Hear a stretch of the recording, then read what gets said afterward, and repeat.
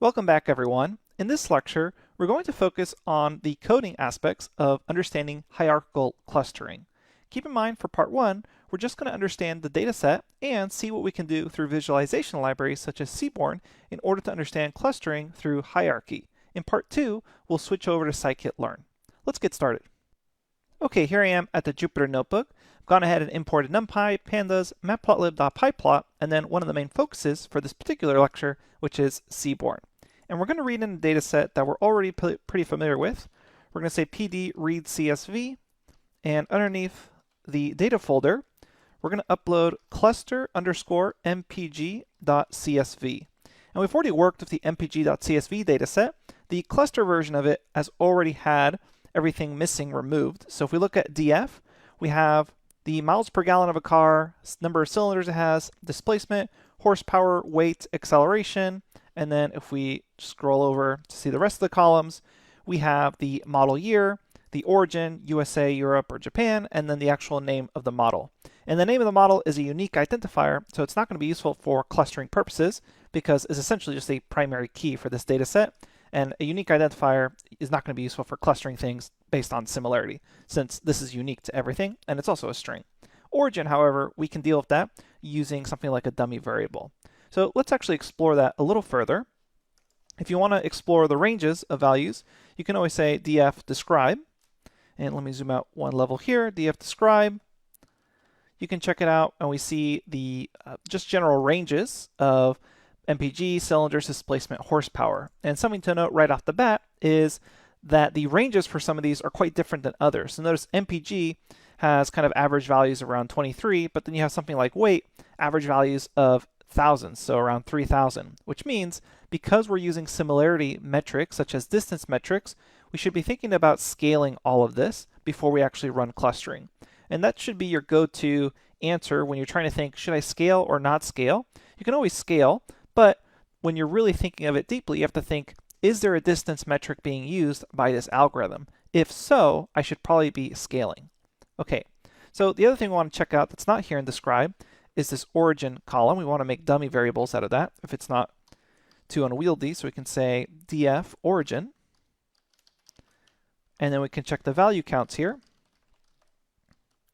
And you'll notice there's just 3 origins, USA, Japan, and Europe. So it's not too big of a deal to just make dummy variables for all of them. And we don't need to worry about dropping first is equal to true because this is an unsupervised learning process of clustering.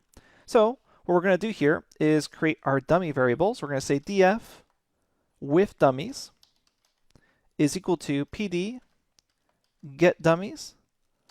And then I'm going to pass in df. However, before I pass in the entire data frame, I want to make sure I don't accidentally grab dummy variables for each of these unique names. So I will go ahead and drop name from this. So we'll say df drop the name column along axes is equal to 1. So now, if I check df with dummies, I have everything as I did before, but now I have 3 extra columns here with origin Europe, origin Japan, and origin USA. Let's go ahead and scale this. For something like hierarchical clustering, I would actually recommend that for your scaling, you use the min-max scaler. And it'll be more clear later on when we're actually exploring the dendrograms, but it essentially allows us to have an easier time imagining what the max distance could be between 2 points. So I'm going to import the min-max scaler instead of the standard scaler. So recall from min-max scaler, this transforms everything to be within a feature range of 0 to 1.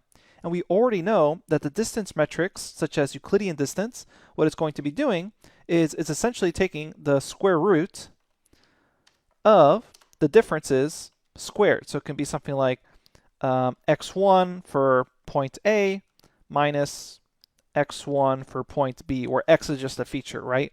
And then we're going to square these. And if we think about it, we know that if everything is scaled between 0 and 1, that the max value this could possibly be is 1.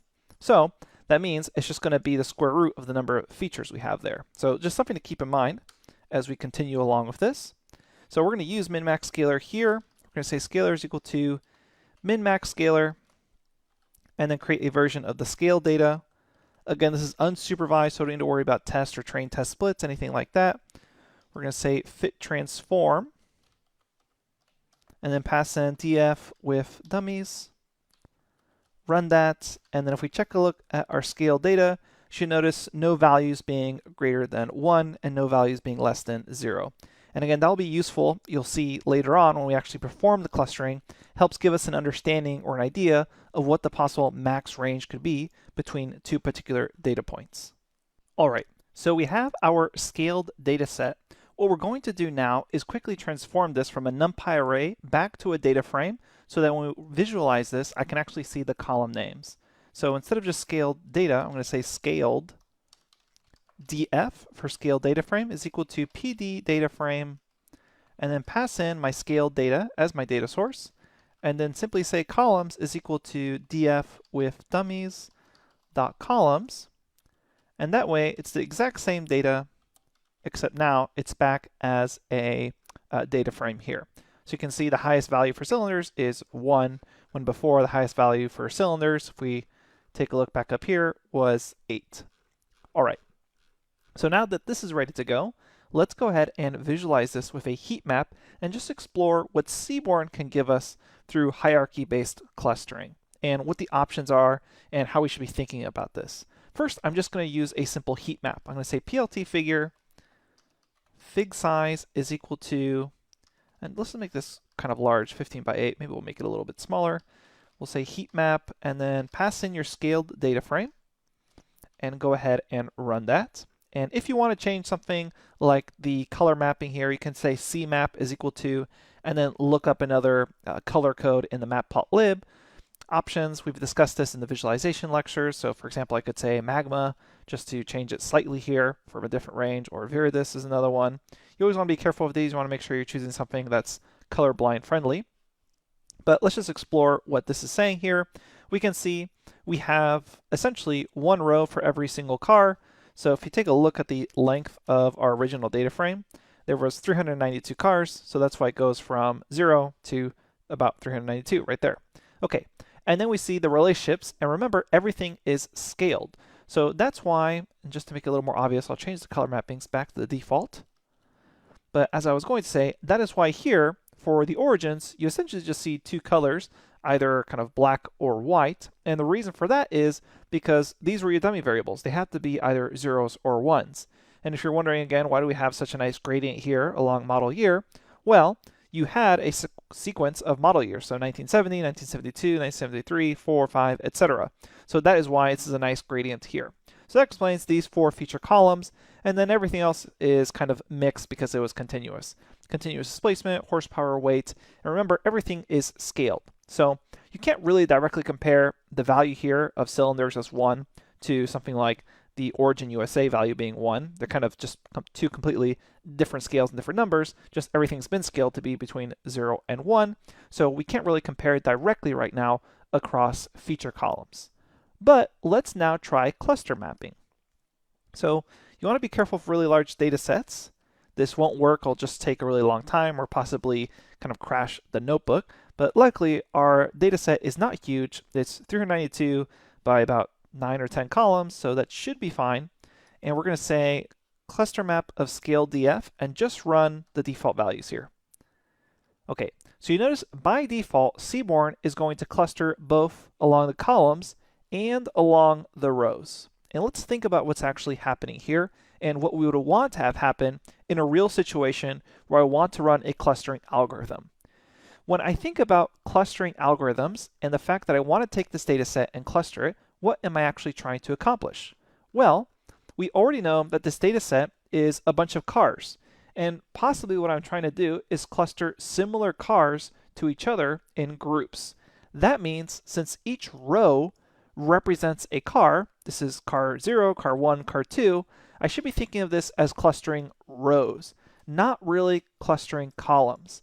Clustering columns is just going to tell me what features are related to each other, but that's not the true purpose of clustering. If I wanted to know that, I would just do something like df.corr for correlation between features.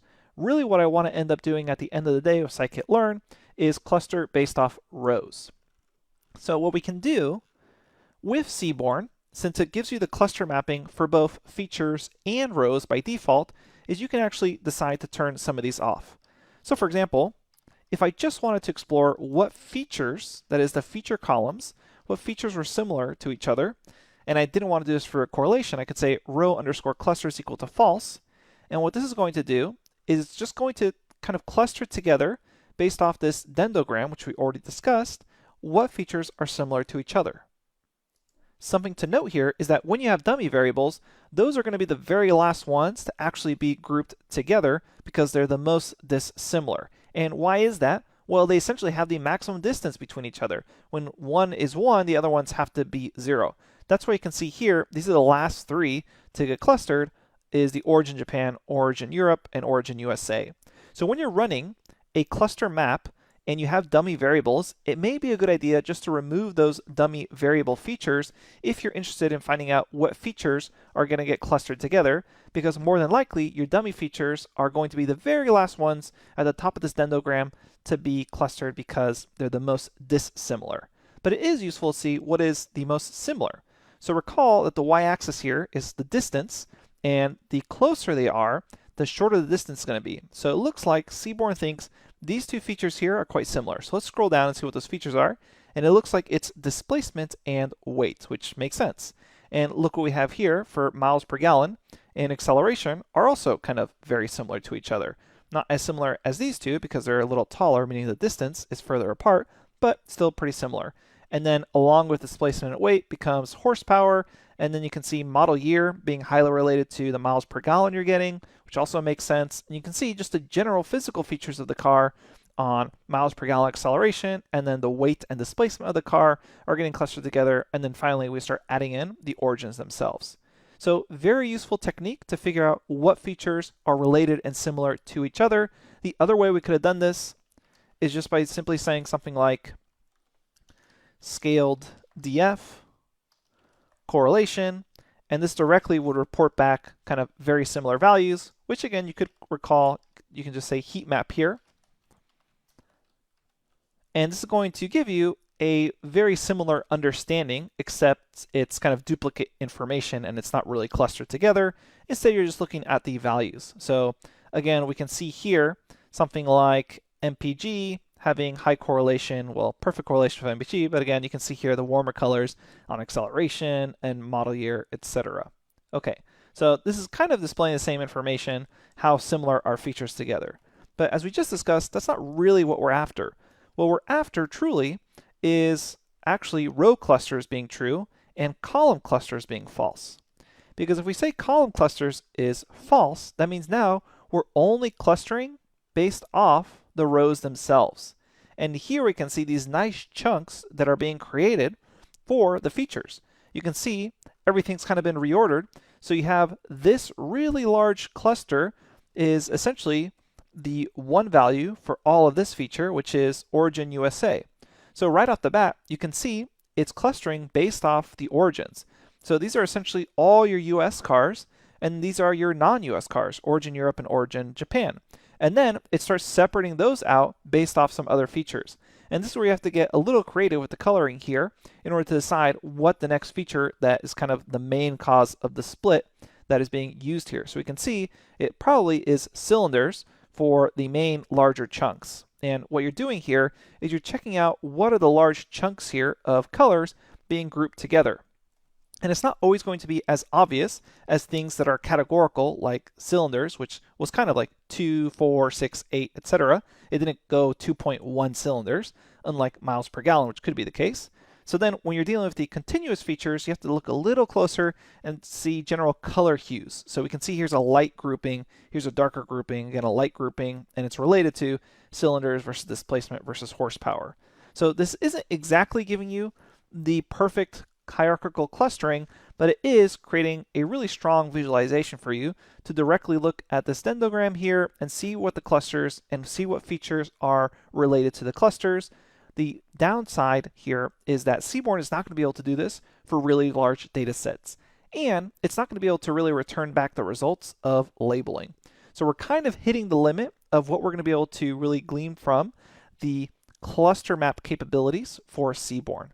So this is going to finalize our discussion of visualization for hierarchical clustering. So as a quick review, we read in the data, we wanted to make sure that it was scaled, and for this particular version of clustering, I'm going to use the min-max scaler. That will come into play in part 2, but keep in mind that everything's going to be from 0 to 1. And then once I have everything scaled, I can do a little bit of visualization if the data is small enough. If you're wondering whether your data is too large or too small, the easiest way to find out is just try running it and see if it takes forever or not. Okay, so we also understand that we have the cluster map, and we can say column clusters is equal to false if I just really want to focus on how it's clustering the cars together. So I can see there's these kind of two major clusters of cars, USA versus non-USA, and then each of those is kind of further divided into its own clusters. Coming up next, what we're going to do is see how can we actually assign those cluster labels to the individual data points using scikit-learn. And how can I take advantage of the fact this is hierarchical clustering to try to help it decide what is the optimum value for number of clusters. We'll talk about all that in part 2. I'll see you there.